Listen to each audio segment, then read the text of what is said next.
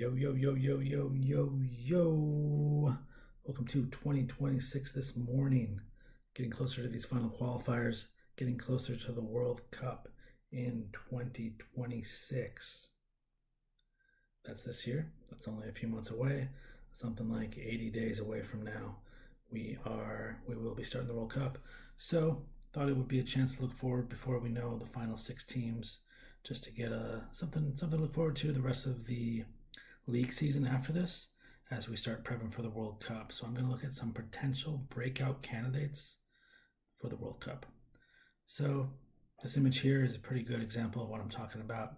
So these will be players, kind of look at it a couple different ways. Players that are already known that will finally reach sort of that next level of stardom, or at least sort of maybe not forever, but at least in the short to medium term stardom on a totally different level than before.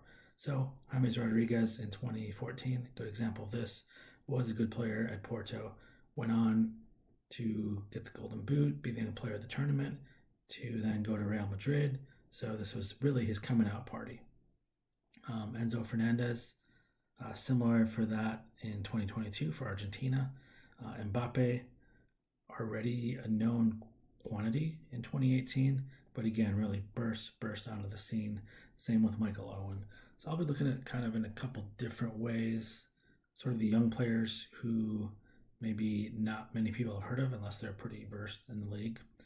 And then players that we know that will have a chance to really break out at the World Cup because of the scope, because of the teams they're on.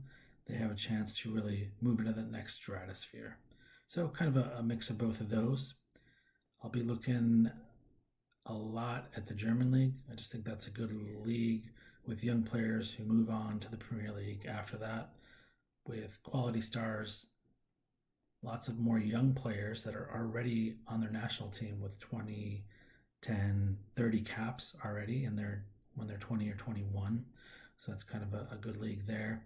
And I won't be looking much at the Premier League because it's, what's there to break out? If you're a good player, you're already known in the Premier League. So love some German, a few others, but looking at these players who have a potential to break out this summer. So let's start. Starting with some honorable mentions. Florin Balogun there, great pick. USA all the way. Known commodity here in the US, not totally like Pulisic, but I think he'll be a star. He's doing great for Monaco right now in the league, in the Champions League, scoring goals. He could be a player like the US has never produced before. Not that they produced him, but he was born here, so we'll take him. It counts. But this could be definitely a coming out party on the national stage for a country who may not yet know him and in his home World Cup. And then I've got four players here that are in the playoffs, so they may not even make the World Cup. It's possible that none of them do. First, we have Pio Esposito for Inter Milan and Italy. He's only 20. He has 9 goals this season in like 40 games, so he's played a ton for Inter. And the thing is, Italy doesn't have a proven striker right now, in my eyes. Keane plays a lot, but he's on and off. He's not consistent. So Esposito, I think, if they make the World Cup, will be their starter. This will be his breakout year. We got Yildiz for Turkey, also only 20, plays on Juventus. He has 11 goals and 10 assists this season on a Juve team that isn't the most prolific, so really one to watch there, doing something strong. If they can make it, they play the US, so primetime game, at least here. Then up top there, we got Victor Folhod. He is Danish, also only 20, plays for Porto, 6 goals, 6 assists so far this season. A dynamic player in there for Denmark, and I think on that team, he'll have a lot to do. He'll have a lot of freedom. So again, if Denmark come out of the playoffs, I think he'll have a lot to do with that. If they make the World Cup, I think we'll see him, and he'll be one that we talk about. And then last, this one kind of just popping in for me. This is Esmir Baratarovic. He is on PSV, plays for Bosnia Herzegovina. He's from my home state of Wisconsin. Chose not to play for the U.S., but Bosnia instead. He's 21. In his first cap for Bosnia, he had an assist to Dzeko. So just think of that like your first cap, the player you grew up and idolized in a different country across the world. You get the assist. I think it was a goal scoring, or sorry, a big goal in a qualifier or a Nations League, not sure which one. And then he did have a big goal for Bosnia. I think that's that picture here against Romania, which they needed to get into second place. Not scoring a ton right now for PSV, but kind of fun, one that's fun to watch. All right, so we're gonna pop into our top 10 here, looking at our potential breakout stars. Some of them maybe total misses, but just people that I'm looking at that meet that profile, either as a young up-and-coming player on national teams where they can make a difference, or sort of already established guys that can move into that upper echelon. Number 10, we have Ibrahim Maza. He is a attacking midfielder for Bayer Leverkusen and Algeria. So he has right now 13 caps and 2 goals for Algeria, and both of those were in the African Cup of Nations just in December. So he's a young up-and-coming player. Algeria, I know we think a lot about Mahrez, but he's not what he was last time they were in the World Cup. So this is a team who plays against Argentina, who plays against Austria, and I believe Jordan. So they do have a chance to make moves on the big stage to get to the next round, potentially the round of 16, which they haven't done before, or they had done back in 2014, I believe. But this is a new look at Algeria. I think Maza has that creative player that will stand out when you're maybe looking at a game that isn't hugely offensive. So Maza, stats are okay for Bayer Leverkusen. He's got 36 appearances, so at 20, playing a ton, which is huge. Number 9, we have Johan Manzambi. Plays for Freiburg in Switzerland. So I saw this guy when the U.S. played Switzerland in a friendly. He is fast, strong, young. At the time, he was only 19. Now he's 20. So he has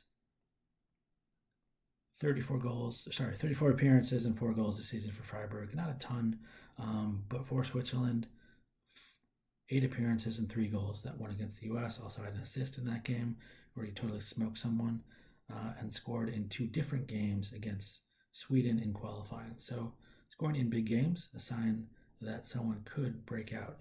Next we have Belil El-Kanaus. So some of you may recognize him from his Leicester days. So he was a Premier League player last year. Leicester got relegated, and he's now on loan at Stuttgart. So getting a lot of playing time. He's 21 years old. He already has 32 caps for Morocco, only 2 goals. But this year with Stuttgart, 33 appearances already, 8 goals, 5 of them in the Europa League. So you could say continental experience, or you could say feasting on teams that aren't so good. But plays for Morocco, and like I said, has tons of appearances. Morocco, a high-ranked team looking to follow up their performance in 2022. And he could be one of the players that helps do that. Hakimi is the one that will get a lot of the that has a lot of the star power and get a lot of the attention. But I think El-Kanaus, young, dynamic player, and you see a trend here. I like wingers. I like attacking midfielders who can dribble past people. You're going to see a lot of those on this list. Number 7 will be an even younger player from Germany, Lenny Carl. Oh, sorry, wrong slide. Here we go. Lenny Carl. He is an 18-year-old who plays for Bayern Munich. Hasn't had a cap yet for Germany, but he got called up in March and will get his first appearances this season. He has 34 appearances and 8 goals, 4 of them in the Champions League. I think the big thing here, he's so young. He's only 18. He scores goals. He scores for Bayern Munich. He scores in the Champions League. So I don't think he'll be a starter. Maybe he'll start here or there. I don't think he'll be one of their top players, but he's going to get attention. And if he can do something dynamic, even in one game, he'll be a star of this World Cup just because he is so young. 6, another German here, another German in the Bundesliga. So I have Nico Schlotterbeck. So this might seem like an odd choice. He's 26. He's been around. He played in the last World Cup. He played in the Euros. He's on Dortmund. I just kind of think he's one of the leaders of this German team now. And as you can see by this picture, one of the things that I think makes him stand out is his attitude. He doesn't F around. He doesn't let his teammates get effed with.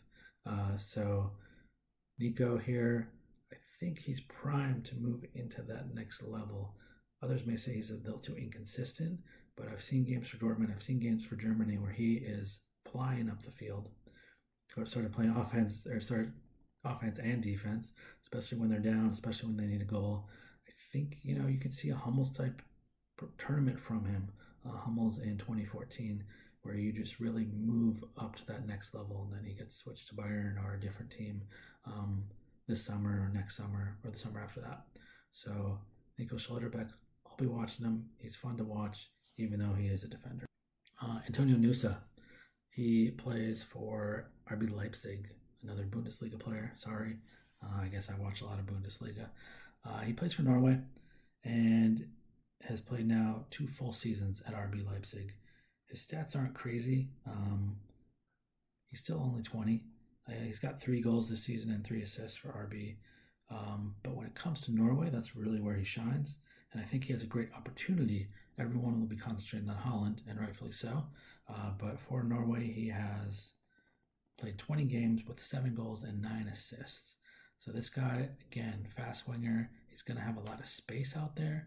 He's going to dish the ball to Holland, to Odegaard, to Sorloth. So he's going to have opportunity and space to create and get assists and knock in the potential goal as well. So Antonio Nusa coming in at number 5. Number 4, this may be an odd one, and like I said, I wasn't going crazy in the Premier League, but I think this is a good example of a player who is sort of second tier on his own team, maybe even third tier. But the biggest reason for this is Belgium is not the Belgium of old. De Bruyne, old. Lukaku, old. So maybe they are the Belgium of old. And there aren't a ton of young players who are dynamic game changers, like huge offensive threats. And I think Doku will be that in the US this summer. So he'll be the one that when they need something, when the defense is parking the bus and they need someone to break down and get forward, he's going to have plenty of opportunities. So he's going to have the ball. They're going to give it to him. They might not do anything else. He may be their only offense. He may be the one that has to break down the defense by dribbling and shooting. But he's fun to watch. Lots of dribbles, lots of taking guys on. And he's going to have to do it on this 2026 Belgium team. Number 3, this again may be another odd one. Endrick, he may not even make the team. That's how many forwards they have. That's how many young players they have. But this guy had a lot of hype. Went to Madrid for lots of money when he was 17, I believe. He's only 19 now, so he's on Leon. He's scoring goals. Scoring goals and getting assists, which he hadn't really done before. And just watch one of his games anytime. Watch him play. He is dynamic. He can dribble, he can pass, he'll throw in some flair. He brings something that no one else does in the French league. He also did some of that on Madrid when he got to play there a bit last year. So I think, and again, because Brazil doesn't have a dynamic striker, I know people still talk about Neymar, but he's not a force anymore. And I think we knew that for a long time now. Even on the national team, he won't be a force. Don't have like what I think of as a dynamic midfield either. So someone's going to need to do something for Brazil. You'll have him, you'll have Vinny, and whoever they put in the middle. And maybe it'll be Endrick, maybe it will be Vinny. But so they'll have opportunities. I think, again, with this format, even if he's not a starter, he'll be coming in off the bench, or he'll get a start in a group game or in the round of 32 or something like that. So I think Endrick has a chance, and because of the way he plays, even if he only gets 1 goal or 1 assist, he could be someone that we remember from this World Cup, and hopefully boost him on to bigger things once he turns 20. Number 2, Luis Suarez. So no, this is not the guy that bites people. This is Luis Suarez from Colombia. He plays for Sporting and is scoring like mad this season. Gonna take it over for Gyökeres on Sporting with the main man scoring goals, scoring late goals, scoring game winners. You probably saw him in the Champions League do a few of those. I think it's definitely beneficial that he plays for Colombia and not Uruguay. So we're going to have that differentiation. We're always going to talk about Luis Suarez, who was obviously a great player for Uruguay in 2010 and for the next couple of World Cups. But for Colombia, they have a really strong team. They have good players all over the field. I think they'll be sort of a dark horse, a team similar to Morocco in 2022 who can make a semifinal or, yeah, maybe even further. So Colombia, great team. He'll be the one that has to score goals, and he will score goals. So they have a match against Colombia, I think Uzbekistan, and a playoff team. So he'll have definitely, kind of like at Sporting in Portugal, have a chance to score goals. And that is what people remember, and that's what will move him on to the next sort of big step in his career. And moving on to number one, going back to the Bundesliga, we have Jan Diamande. So this guy's awesome. I don't know why I chose this picture, but this guy is just dynamic as you can be. I've been watching RB Leipzig games. I've been watching him. I heard of him. Saw his name on the score sheet a lot. One of the reasons was I have tickets to the Ivory Coast versus Curacao match, so I'm looking for a reason to be excited when that's the random match that I drew. And this guy is a reason to be excited. He's young, only 19, and he has this crazy story that he came to the U.S. for high school and played for an academy and found that also had a semi-pro team in the USL or one of those leagues. So he has these American connections, and he is fast, he is strong, watches games, he can get by anybody.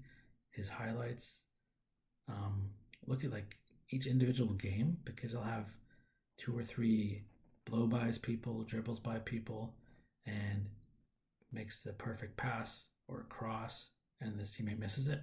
So those don't show up on the stat sheet, but the things that he can do are incredible at his young age. He's on RB Leipzig right now, and Ivory Coast hasn't played a ton with them, so this again will be a coming out party for him, for the Ivory Coast, hopefully.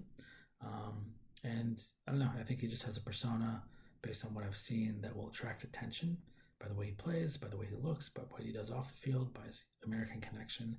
So I think this could be one of the main stories of the World Cup.